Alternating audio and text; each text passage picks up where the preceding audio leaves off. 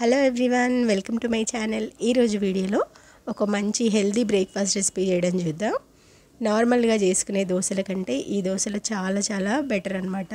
హెల్త్కి కూడా చాలా మంచిది. ప్రోటీన్ అనేది అధికంగా ఉంటుంది కాబట్టి ఈ దోశలను వారానికి ఒక 2 సార్లు చేసుకున్నా కానీ చాలా మంచిది అనమాట. వెయిట్ లాస్ అవ్వాలనుకుంటున్న వాళ్ళు కానీ, షుగర్ ఉన్న వాళ్ళు కానీ వీటిని మనం మార్నింగ్ బ్రేక్ఫాస్ట్లా కానీ, నైట్ డిన్నర్లా కానీ తీసుకోవచ్చు అనమాట. ఎక్కువ అన్నానికి బదులు ఇట్లాంటివి చేసుకుంటే చపాతీకి బదులు కూడా వీటిని చేసుకోవచ్చు. సో వీటితో రకరకాలుగా చాలా టేస్టీగా కూడా దోశలు చేసుకోవచ్చు. పిల్లలు కూడా ఇష్టంగా తినేస్తారనమాట. నార్మల్ దోశల కంటే టేస్టీగా ఉంటాయి ఈ దోశలు అయితే. సో చూసినారు కదా, ఇక్కడ నార్మల్గా కారం దోశ, ఆనియన్ దోశ, మసాలా దోశ, ఇట్లా మనం ఎన్ని వెరైటీస్ అన్నా చేసుకోవచ్చు. సో ఇంకా లేట్ చేయకుండా ప్రాసెస్లోకి వెళ్ళిపోదాం. సో ఇక్కడైతే నార్మల్గా రేషన్ బియ్యం 1 కప్పు తీసుకున్నాను. తర్వాత అదే కప్తోని 1/2 కప్పు రాగులు అనమాట, 1/2 కప్పు జొన్నలు, ఇవి పచ్చ జొన్నలు తీసుకున్నాను అనమాట. నెక్స్ట్ మినప్పప్పు కూడా 1/2 కప్ తీసుకోవాలి, అండ్ శనగపప్పు కూడా 1/2 కప్ తీసుకోవాలి. తర్వాత పెసర్లు ఉంటాయి కదా, వాటిని కూడా ఒక 1/2 కప్ తీసుకోవాలి. ఇక్కడ కందిపప్పు కూడా తీసుకుంటున్నాను నేను, కందిపప్పు కూడా 1/2 కప్పు అనమాట. ఇంకా ఎర్రపప్పు, అది మసూర్ దాల్ అంటాం కదా, అది కూడా ఒక 1/2 కప్ తీసుకోవాలి. అండ్ పెసరపప్పు, ఇది పొట్టు లేని పెసరపప్పు అనమాట, అది కూడా ఒక 1/2 కప్పు. వీటన్నిటిలోకి 1 స్పూన్ వరకు మెంతులు వేసుకోవాలి. ఇంక ఇక్కడ 1/2 కప్పు వరకు ఓట్స్ అండ్ 1/2 కప్పు అటుకులు అనమాట, వాటిని సపరేట్గా నానబెట్టుకోవాలి. వీటిలో కలిపేసి అది మెత్తగా అయిపోతుంది కదా. సో వీటన్నిటిని మంచిగా కడిగేయాలన్నమాట. ఒక 2-3 సార్లు కడిగేసిన తర్వాత మనం నానబెట్టేసుకోవాలి. ఇంకా దీంట్లో జొన్నలు అండ్ రాగులు ఉన్నాయి కాబట్టి అవి ఎక్కువ టైం తీసుకుంటాయి అనమాట నానడానికి. సో అందుకని ఒక 8 గంటలు అయినా సరే నానబెట్టాలి. అట్లా నానబెడితే అది మంచిగా గ్రైండ్ చేసినప్పుడు మెత్తగా అయిపోతాయి అనమాట. సో చూసినా కదా, మంచిగా కడిగేసేయాలి ఇట్లా పప్పులని. వీటన్నిటిని కడిగేసి మళ్ళీ తర్వాత నార్మల్గా మంచినీళ్ళు పోసేసి ఇంకా మూత పెట్టేసేయాలి. ఇప్పుడు అటుకులు అండ్ ఇవి ఓట్స్ ఉన్నాయి కదా, వాటిని కూడా ఒకసారి అట్లా కడిగేసి వాటర్ పోసి పెట్టేసేయాలి అనమాట. అప్పుడు డైరెక్ట్గా మనము గ్రైండ్ చేసుకోవచ్చు, దాంట్లో వాటర్ అనేది ఇనికిపోతుంది అనమాట.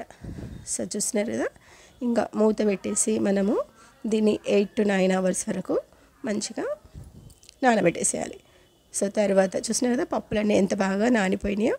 దాన్ని మళ్ళీ మనం మంచిగా కడిగేసేయాలి. పప్పులు ఎప్పుడైనా మళ్ళీ కడగాలన్నమాట, లేదంటే స్మెల్ వచ్చేస్తూ ఉంటుంది. సో 2-3 సార్లు మళ్ళీ కడిగేసిన తర్వాత మనం గ్రైండ్ చేసుకోవాలి. ఇంకా ఇట్లా కడిగేసిన తర్వాత చూసినా కదా, మిక్సీ జార్లోకి ఆ పప్పులన్నిటిని కొంచెం వేసేసుకోవాలి.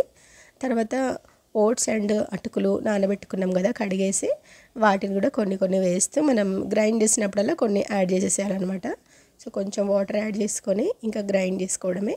సో చూసినా కదా, అట్లా మెత్తగా గ్రైండ్ చేసేసుకోవాలి. ఇంకా మొత్తం పప్పులనంతా ఇట్లా అంతా బ్యాటర్ మనం రెడీ చేసుకున్న తర్వాత దీన్ని 2 గిన్నెలలోకి వేస్తున్నాను నేను, ఎందుకంటే అది పొంగిపోతుంది అనమాట. ఓన్లీ పప్పులే ఉన్నాయి కదా దీంట్లో, అది ఫర్మెంట్ అయినప్పుడు బాగా పొంగిపోతుంది అనమాట. సో మనం పెద్ద గిన్నె తీసుకుంటేనే మంచిది. ఒకసారి మంచిగా కలిపేసి ఇంకొక గిన్నెలోకి వేసేసుకోవాలి. ఇక్కడ గిన్నె అనేది చాలా పెద్దగా ఉండాలన్నమాట. సో ఈ గిన్నెలలో పెట్టేసి నేను నైట్ అంతా పెట్టేసినాను. ఒక్కసారి నైట్ ఎందుకో వచ్చి చూసేసరికి ఇది ఇట్లా పొంగిపోయి చూస్తున్నారు కదా, అందుకని మనము పెద్ద గిన్నెలో పెట్టుకుంటేనే బెటర్ అనమాట. సో సగం పిండి అంతా పడిపోయింది. సో నేను అప్పుడు నైటే మళ్ళీ కలిపేసి ఇంకా ఫ్రిడ్జ్లో పెట్టేసిన. ఒక 5 అవర్స్లోనే ఇంత బాగా ఫర్మెంట్ అయ్యి చూస్తున్నారు కదా. సో అందుకని మనం చూస్తూ ఉండాలి, లేదా పెద్ద గిన్నెలో పెట్టేసుకుంటే సరిపోతుంది. సో చూసినారు కదా, మార్నింగ్ ఇంకా ఫ్రిడ్జ్లో నుంచి బయటకు తీసేసినాను. దీన్ని తీసి మళ్ళీ ఒకసారి అట్లా బాగా కలిపేస్తున్నాను.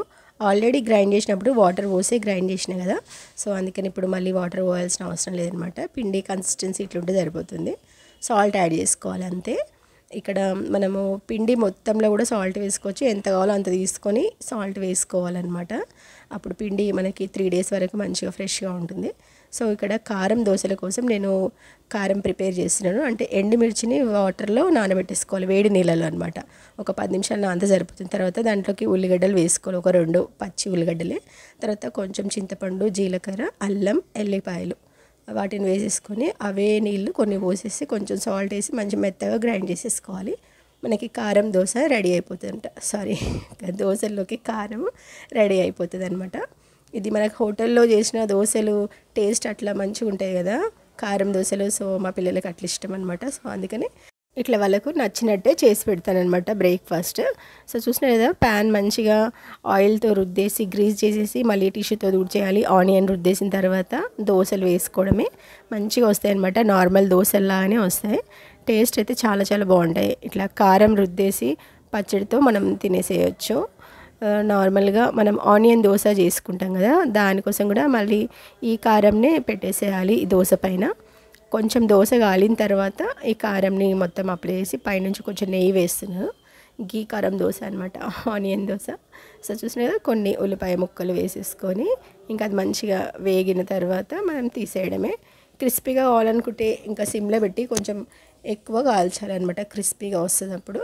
సో కొంచెం మెత్తగా కావాలనుకుంటే మీడియం ఫ్లేమ్లో పెట్టేసి వాటిని మంచి కాలిన తర్వాత తీసేయాలన్నమాట. సో దోశలు అయితే ఇట్లా రెడీ అయిపోతాయి మార్నింగ్ బ్రేక్ఫాస్ట్కి. కారం కాకుండా మామూలుగా దోశలు కూడా ఇట్లా వేసుకొని పల్లీ చట్నీ ఆర్ టమాటో చట్నీతో కూడా తినేసేయచ్చు. ఇది ప్లెయిన్ దోశ అనమాట. బరువు తగ్గాలి, ఇంకా హెల్తీగా తినాలి, టేస్టీగా తినాలి అనుకుంటున్న వాళ్ళు ఇట్లాంటివి ట్రై చేయండి, చాలా చాలా బాగుంటుంది. ఇంకా మనము ఒకటికి రెండు తిన్నా కానీ ఏం అనిపించదు అనమాట. సో వెయిట్ పెరుగుతామని అంత భయం ఉండదు. వీటిని మనం తినేసేయచ్చు. నార్మల్గా నైట్ చపాతీ తింటుంటాం కదా, అట్లా చపాతీకి బదులు దోశలు కూడా తినేసేయచ్చు. అల్లం చట్నీ కానీ పల్లి చట్నీ ఇంకా వేరే ఏ చట్నీతోనైనా బాగుంటుంది.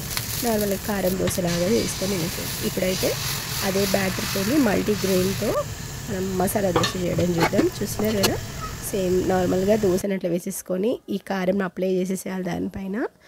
నెక్స్ట్ కొంచెం ఆయిల్ కానీ నెయ్యి కానీ వేసేసుకోవాలి దానిపైన. ఇంకా ఇంట్లో ఆలూ మసాలా చేసేసిన అనమాట నేను. ఆ వీడియో అయితే చూపించలేదు, వీడియో లెందీ అయిపోతుందని. సో ఆలూ మసాలా ఈజీగా చేసుకోవచ్చు. బాయిల్ చేసిన ఆలూని తాలింపు పెట్టుకోవాలి అంతే ఆనియన్స్తోని. తర్వాత పచ్చి ఉల్లిగడ్డలు కూడా ఉన్నాయి కదా, అవి వాటిని కూడా వేసేసుకోవాలి దానిపైన. ఈ దోశ మంచి వేగిన తర్వాత తీసేసి ప్లేట్లో వేసుకొని తినేసేయడమే. చట్నీ కూడా అవసరం లేదు, చాలా చాలా టేస్టీగా ఉంటుంది ఈ దోశ అయితే. సో మీరు తప్పకుండా ట్రై చేయండి. మల్టీగ్రెయిన్స్తో ఇట్లా వెరైటీగా దోశలు చాలా చాలా బాగుంటాయి. మార్నింగే ఇట్లా పోషకాలతో నిండిన బ్రేక్ఫాస్ట్ చేస్తే ఎంతో హెల్తీగా ఉంటారు. బరువు తగ్గాలనుకునే వాళ్ళు కానీ షుగర్ ఉన్న వాళ్ళు కానీ ఎవరైనా తినేసేయచ్చు. పిల్లలు పెద్దవాళ్ళు అందరికీ చాలా హెల్తీ అనమాట ఇది. సో మీరు తప్పకుండా ట్రై చేయండి. వీడియో నచ్చితే కనుక తప్పకుండా లైక్ చేయండి, షేర్ చేయండి అండ్ కమెంట్ చేయండి. సో ఫస్ట్ టైం నా ఛానల్ని చూసిన వాళ్ళు సబ్స్క్రైబ్ కూడా చేసుకొని పక్కనున్న బెల్ ఐకాన్ని యాక్టివేట్ చేసేసుకోండి. సో ఏ వీడియోలు పెట్టినా నోటిఫికేషన్స్ మీకు వస్తాయన్నమాట. సో ఇక్కడ వరకు వీడియో చూసిన వాళ్ళందరికీ చాలా చాలా థ్యాంక్స్. మళ్ళీ ఇంకో మంచి వీడియోతో మీ ముందుకు వచ్చేస్తాను. అంతవరకు బాయ్ బాయ్.